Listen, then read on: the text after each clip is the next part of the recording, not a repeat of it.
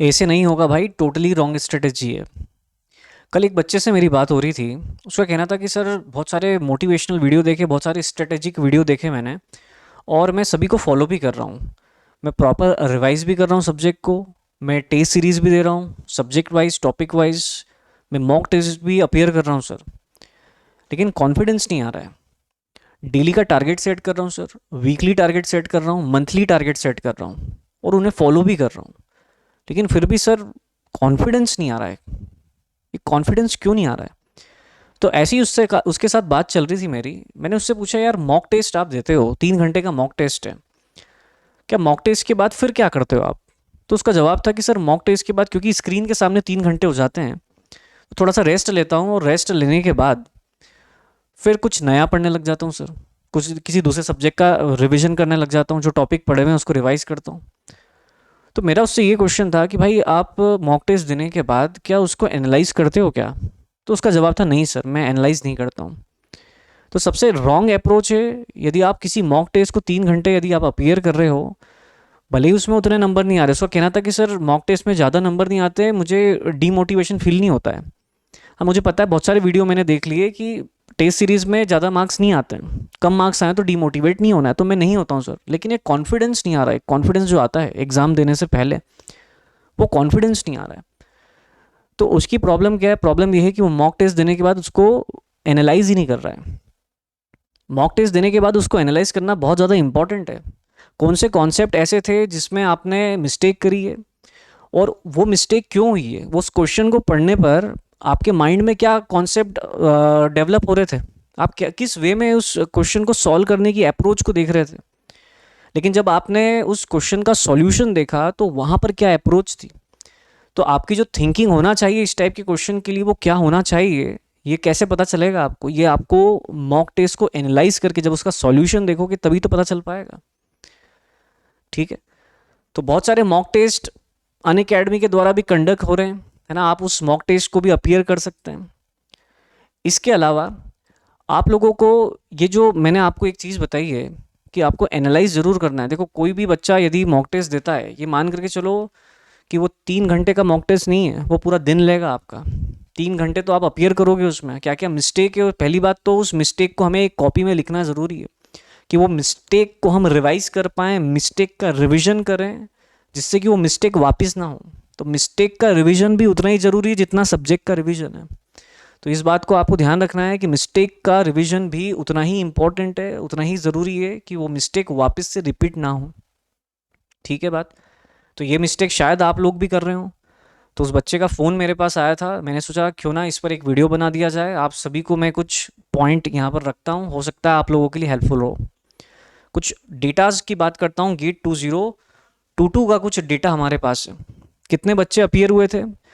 1,36,285 बच्चे। इतने बच्चे अपीयर हुए, रजिस्ट्रेशन किया इतने बच्चों ने। इतने बच्चों ने रजिस्ट्रेशन किया।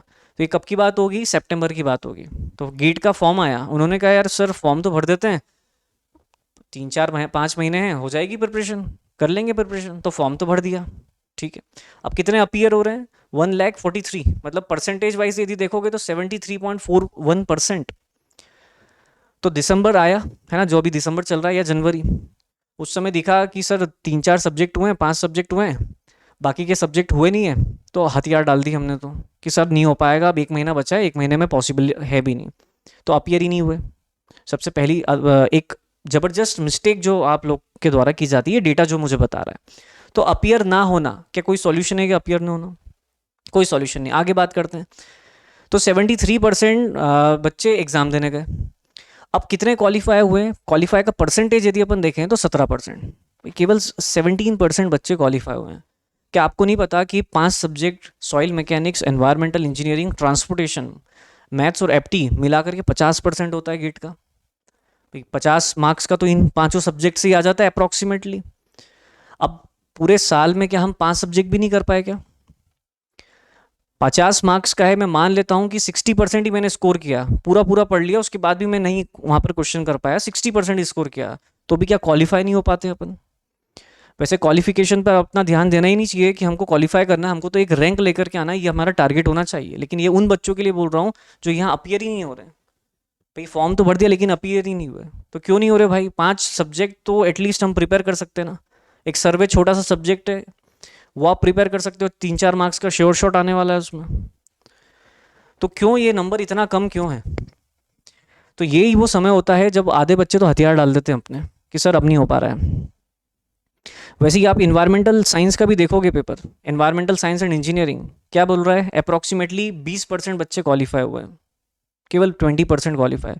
तो क्या आप इतने बहुत ज़्यादा स्ट्रेटेजिक वीडियो देख रहे हो क्या? बहुत ज़्यादा मोटिवेशनल वीडियो देख रहे हो क्या? इसी में टाइम निकाल रहे हो? तो भाई प्रिपरेशन कब करोगे? प्रिपरेशन कर रहे हो, डेली का टारगेट सेट कर रहे हो, मंथली टारगेट सेट कर रहे हो, तो फिर उसको एनालाइज कब करोगे? उसकी मिस्टेक की कॉपी कब बनाओगे? उस मिस्टेक का रिवीजन कब करोगे? तो ऐसी ही निकलते जाएगी डेट, आपको लगेगा कि सर अगले साल करूंगा, मैं और ज़्यादा प्रिपरेशन करूंगा, परफेक्शन लेकर के आऊँगा, और फिर अगले साल अपीयर होऊंगा। भैया परफेक्शन कभी नहीं आएगा। परफेक्शन ऐसे ही नहीं आ जाएगा, अगले साल भी यही कंडीशन बनेगी जो इस बार बनी हुई है। तो जितने भी सब्जेक्ट प्रिपेयर करें एटलीस्ट हमें अपीयर तो होना ही है।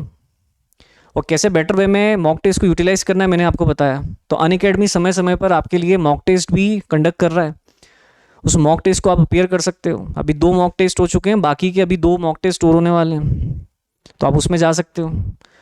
ठीक है, इसके अलावा ये कट ऑफ की बात करें अपन, ये कट ऑफ कितना दिख रहा है आपको? देखो जनरल के लिए 30.4, 25.9, तो ये कट ऑफ भी क्या होते जा रहा है, बढ़ते जा रहा है। अब आप यदि SC ST कैटेगरी के हो तो मान लो आप क्या 20 मार्क्स भी नहीं लेकर के आ पा रहे हो क्या?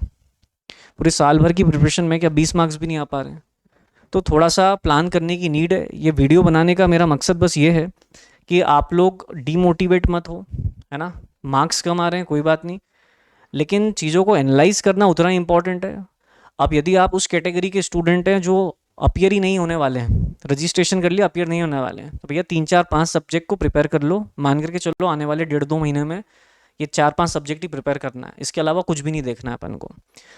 ठीक है, ये उन बच्चों की बात जो अपीयर ही नहीं होने वाले, एटलीस्ट क्वालिफाई तो हम कर लेंगे, है ना। और वो बच्चे जो एकदम बेस्ट वे में अभी प्रिपरेशन मोड में रहें, और जो अभी टेस्ट सीरीज लगा रहे हैं, मतलब जिनका सिलेबस कंप्लीट हो गया है, नोट्स बन चुके हैं, रिवीजन वाला पार्ट रनिंग में है, मॉक टेस्ट आप दोगे। मॉक टेस्ट का एनालिसिस करना इंपॉर्टेंट है। आपको लगेगा कि सर मॉक टेस्ट 3 घंटे का है, बाद में कुछ और पढ़ लेंगे, भैया मॉक टेस्ट पूरा 1 दिन लेगा, इस बात को ध्यान रखना, है ना। तो ऐसे बिल्कुल भी नहीं होगा, ये टोटली रॉन्ग स्ट्रेटेजी है। तो टाइटल भी मैंने इसीलिए ऐसा रखा कि भाई ऐसे नहीं होगा भाई, टोटली रॉन्ग स्ट्रेटेजी।